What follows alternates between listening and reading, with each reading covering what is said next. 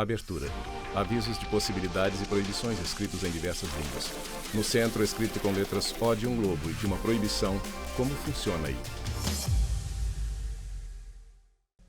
Olá, o mundo está envelhecendo. Apresentadora A Marina população de Campos. pessoas idosas está aumentando cada vez mais nos países e pode se tornar uma das transformações sociais mais significativas do século XXI. O motivo, segundo um relatório da Organização das Nações Unidas, a quantidade de nascimento de crianças caiu de forma significativa em todo o mundo e a expectativa de vida aumentou.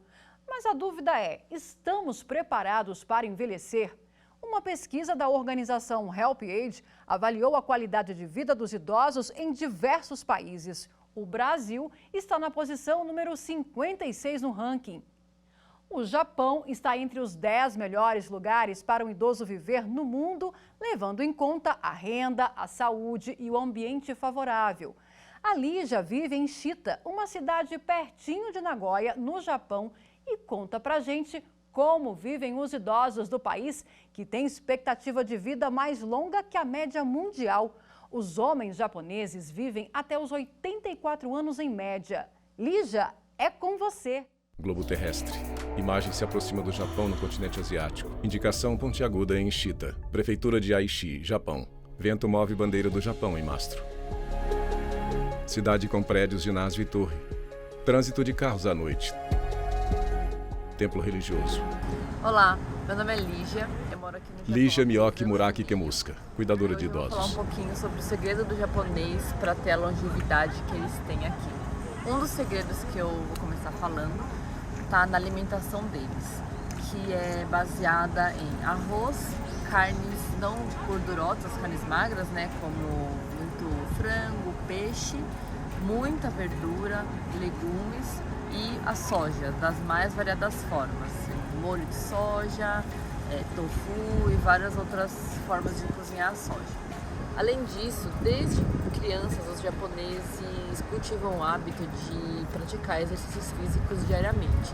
Então é muito comum a gente ver idosos andando de bicicleta, fazendo caminhada e também eles sempre tentam estar em contato com a natureza. Em relação à saúde, que todos os residentes do Japão precisam pagar o seguro-saúde. E com eles, 70% dos custos eles são cobertos pelo governo. Ou seja, a gente paga apenas 30% da conta dos hospitais, por exemplo. Porém, os idosos acima de 70 anos, eles têm que pagar apenas 10 a 20% do valor e eles também têm direito a exames de sangue e de rastreio de câncer periodicamente de graça. As casas de repouso aqui no Japão são muito comuns e muitos idosos utilizam, porém, geralmente são idosos que têm demência ou alguma necessidade física especial, que também sofreram AVC ou que têm alguma outra necessidade. Muitos idosos também moram com as suas famílias ou até mesmo sozinhos, e às vezes isso configura até um problema aqui, porque às vezes o idoso precisa carregar peso no mercado e ele precisa dirigir sozinho. Inclusive, existe uma placa específica que mostra que aquele carro é de idoso. Outro serviço que é muito comum aqui é a creche para os idosos. Então, é chamado de Day Service, Então, vai um veículo buscar o idoso na casa dele, ele vai até a instituição, é feita toda uma recreação com eles, jogos, ajuda na parte física e mental dos idosos e depois eles retornam para suas casas. Pessoas passam perto de gigante estátua de Buda. Toda cidade possui vários centros comunitários, onde os idosos se reúnem para poder fazer as suas atividades. Além disso, várias cidades também possuem centros esportivos, como esse onde a gente está, onde eles podem vir, se exercitar, fazer aulas de natação, por exemplo, hidroginástica. E, inclusive, os idosos acima de 65 anos geralmente possuem desconto na entrada desses locais. Centro Urbano Japonês. Vinheta Como Funciona Aí. E para falar sobre esse assunto, convidamos o advogado Mauro Moreira, que integra o Conselho Nacional do Direito da Pessoa Idosa. Doutor Mauro, seja muito bem-vindo ao Como Funciona Aí. E diante de tudo que a gente viu ali já mostrando lá no Japão, eu acho que é quase inevitável a gente não fazer uma relação entre o índice de desenvolvimento de um país e a qualidade de vida da pessoa idosa, né? Verdade. Primeiro, agradecer o convite, tema extremamente relevante e atual. Mauro Moreira, advogado. Envelhecendo e muito rapidamente, né? E vemos que realmente os países que tiveram tempo de envelhecer após enriquecer e ter uma estrutura, tiveram uma vantagem enorme. O Japão é uma referência no que diz respeito ao envelhecimento, né? Nós estamos ainda longe de ter uma cultura tão colocada, né, como já se alcançou no Japão, mas aqui no Brasil também estamos trabalhando nesse sentido e vamos correr atrás, porque nós estamos envelhecendo aqui e fazendo um processo de envelhecimento da população dentro de um período de 30 anos, que o Japão deve ter levado algo em torno de 100 anos, né? Então, realmente, o nosso crescimento populacional em termos de população idosa, ela está sendo muito rápida e está desafiando a gente a criar essa estrutura, essa cultura que o Japão já alcançou. E o Estatuto do Idoso estabeleceu uma série aí de exigências, tanto para as empresas como para organismos públicos, para tentar dar um pouco mais de autonomia e adaptar esses ambientes para receber a pessoa idosa, né? Quais esses o senhor destacaria que tem no Estatuto que pode garantir e assegurar ao idoso um pouco mais de autonomia? Olha, quando a gente fala de autonomia, a primeira coisa que a gente lembra é a pessoa poder exercitar a sua cidadania, né? Então, uma coisa muito importante é a gente dar voz às pessoas idosas e respeitar a manifestação de vontade e o exercício da cidadania. Esse é o primeiro aspecto, né? Então, a gente precisa realmente fomentar os conselhos, ter rede de proteção para as pessoas idosas no Brasil, né? Nós precisamos instigar os idosos a participarem socialmente da vida social brasileira, e assim também como a própria votação, né? E praticar essa cidadania no que diz respeito a fazer valer o seu voto. Então, a primeira coisa é esse aspecto. Depois, a questão da coibir a violência contra a pessoa idosa, nós temos que ter uma atenção muito grande para isso. Nós temos que ter uma atenção também para modificar a cultura no Brasil a respeito do chamado ageísmo, ou etarismo, né? Idadismo, que é esse preconceito em relação à pessoa com 60 a mais, né? Como se o envelhecimento, em vez de ser um ganho, uma demonstração de competência, né? Porque só envelhece quem tem competência para lhe trazer até essa idade, né? Mas a gente tem, inclusive, uma necessidade muito grande de uma educação intergeracional para que a gente saiba compreender esse momento especial e também prestigiar a pessoa que alcançou uma idade maior. E está aí um momento que a gente precisa ter uma educação para ceder espaços em ônibus, saber também ter filas, né, especiais e um atendimento adequado para pessoas idosas, o comércio se virar para isso, né, e termos toda essa questão da mobilidade urbana muito adaptada à pessoa idosa, né? Senão ela não vai poder fazer valer os direitos que a legislação estabelece, como desconto em entretenimento, passagens, né? Se ela não tiver uma condição de atendimento adequada.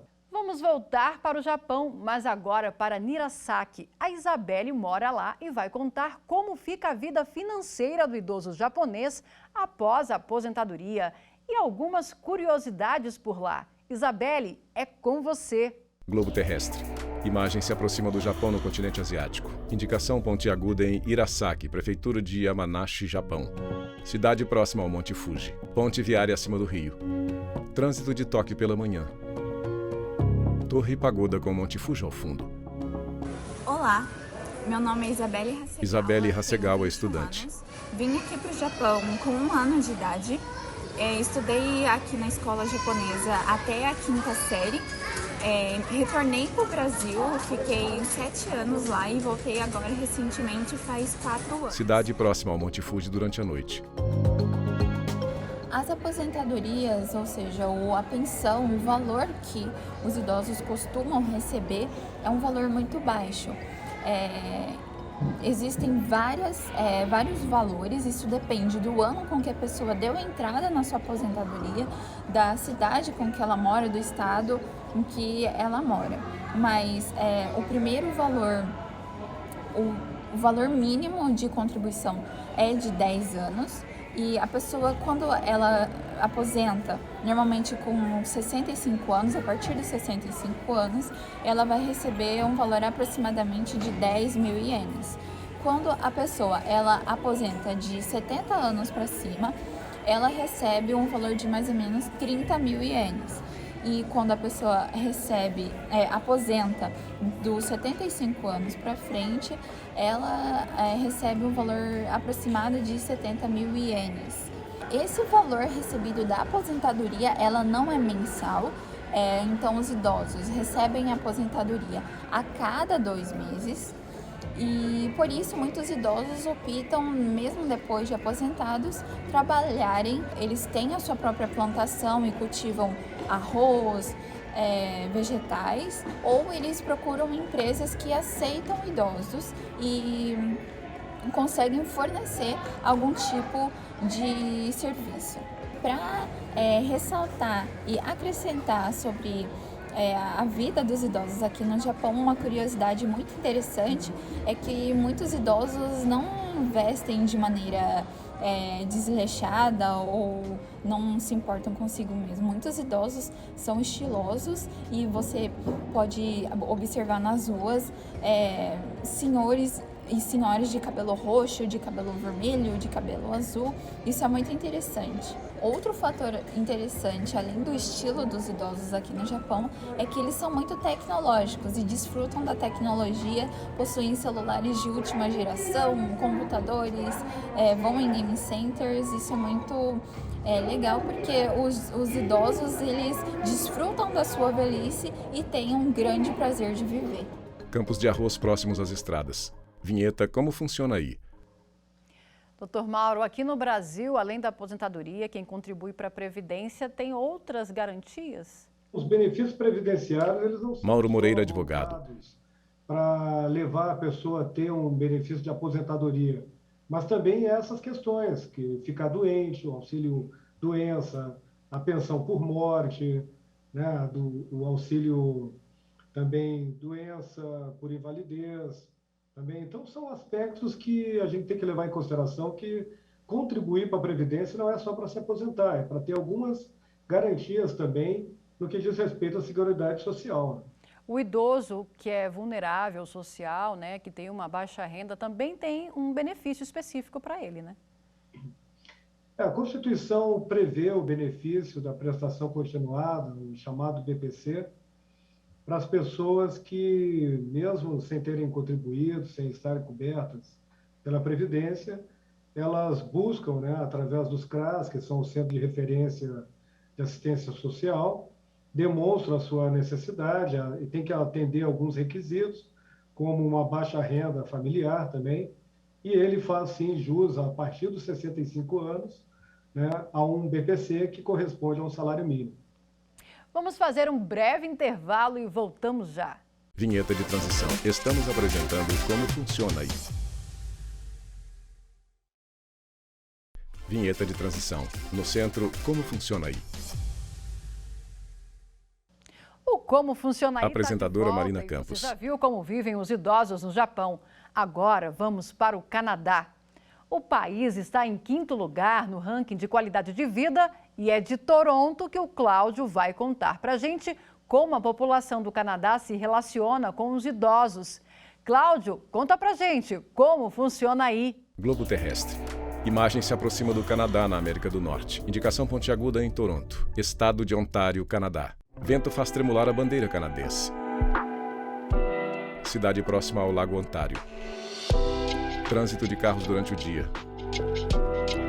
Olá, eu me chamo Cláudio Klaus Júnior, sou pesquisador na Universidade de York, na cidade de Toronto, e também sou fundador do programa Estudar Direito pelo Mundo. Campus universitário, árvores nas ruas e perto dos prédios.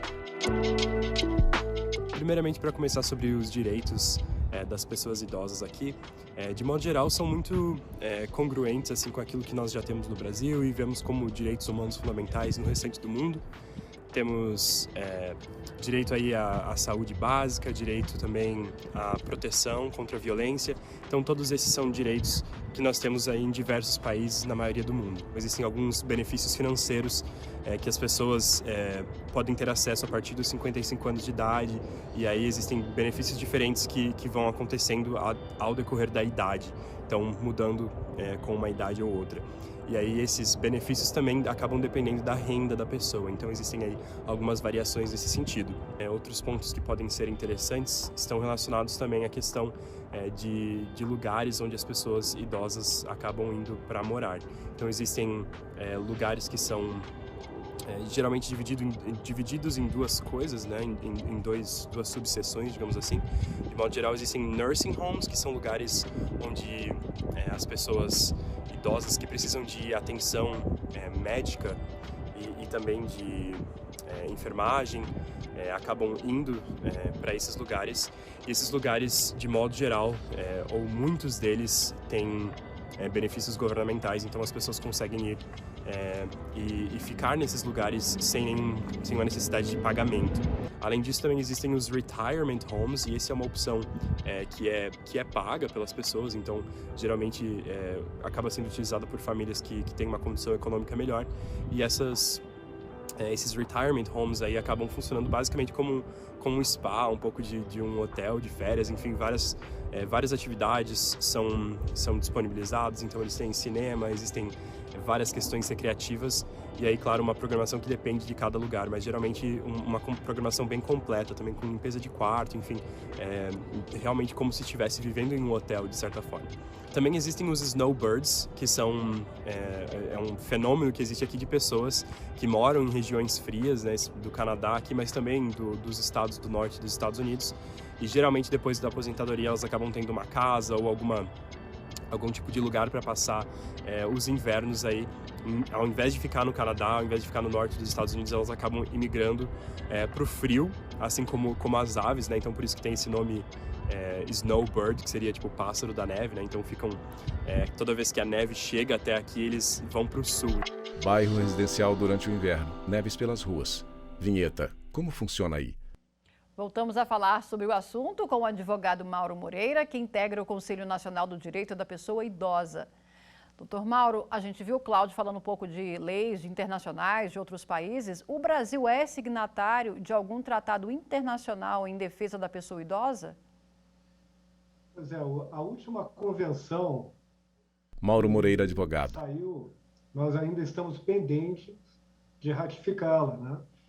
Então, isso é algo que nós estamos, inclusive, cobrando, porque apesar do Brasil ter uma Constituição que prevê os direitos da pessoa idosa, também prevê que a garantia desses direitos é da família, da sociedade, do Estado, né? Assim como também no artigo 3º do Estatuto, que prevê também os direitos da pessoa idosa, e nós temos essa legislação, que é uma legislação especial e bem feita, né, baseado inclusive na política nacional da pessoa idosa aqui no Brasil.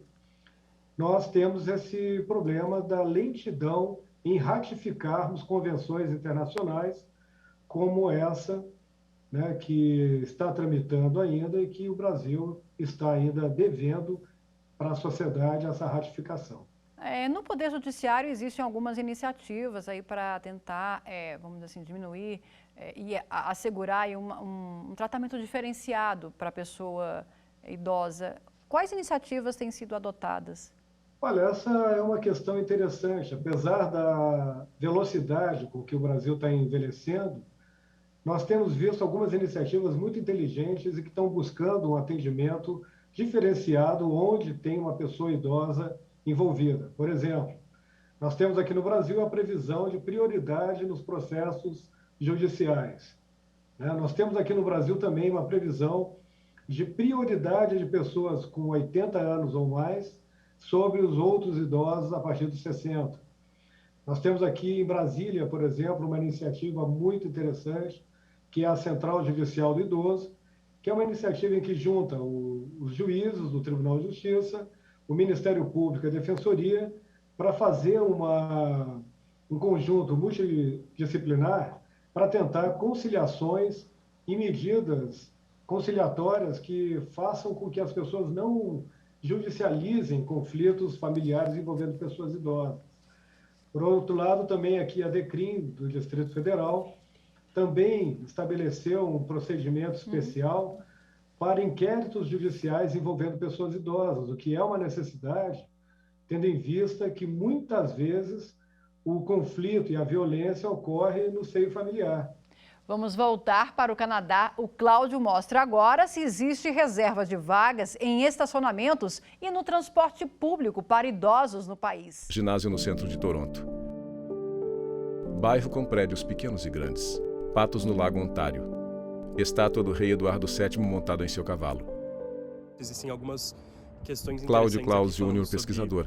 Os idosos têm estacionamento preferencial ou lugares nos ônibus reservados. Então, creio que um pouco diferente daquilo que a gente está acostumado a ver no Brasil. De modo geral, não existe uma reserva específica para lugar de estacionar para pessoas idosas. Geralmente, somente se encontram esses lugares para pessoas com deficiência, e aí o que acaba acontecendo é que muitas dessas pessoas idosas com mobilidade reduzida acabam conseguindo também essa permissão para estacionar em lugares para pessoas com deficiência. Então isso acaba acontecendo, mas não existe um estacionamento específico para pessoas idosas. Já nos ônibus existem cartazes, enfim, que acabam mostrando as pessoas que têm assento preferencial, e entre elas estão os idosos. Então existe nesse sentido também. Para finalizar, eu também pensei em mencionar um pouco sobre a questão da saúde e como que ela funciona aqui. Então, de modo geral, todas as pessoas têm acesso à saúde, um acesso universal, mas quando se trata aí das pessoas idosas também, então isso acaba refletindo também na possibilidade das pessoas idosas terem esse acesso de algumas formas, e em alguns casos de forma emergencial, etc. Então acabam tendo um acesso facilitado e talvez mais acelerado em comparação às outras pessoas.